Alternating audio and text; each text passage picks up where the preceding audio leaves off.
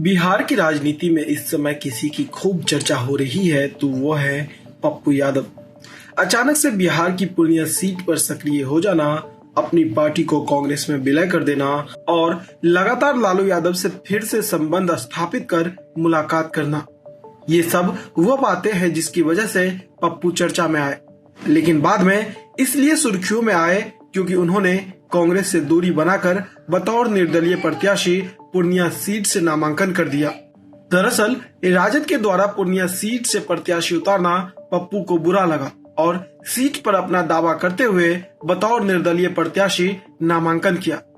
पप्पू यादव को उम्मीद थी कि कांग्रेस में शामिल होने के बाद उन्हें पूर्णिया से कांग्रेस का प्रत्याशी बनाया जाएगा, लेकिन सीट राजद कोटे में चली गई और जदयू से आई बीमा भारती को राजद ने प्रत्याशी बनाया।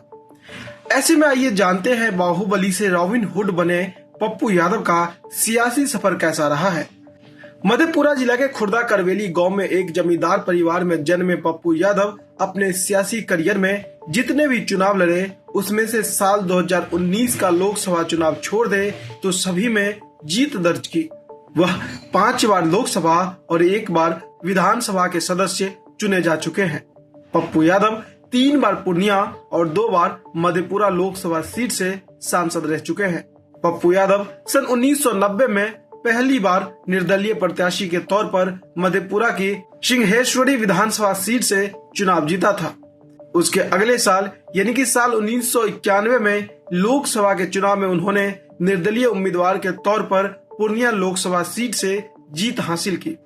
इसके बाद साल 1996 के लोकसभा चुनाव में समाजवादी पार्टी ने पूर्णिया से पप्पू यादव को उम्मीदवार बनाया और उन्होंने जीत हासिल की।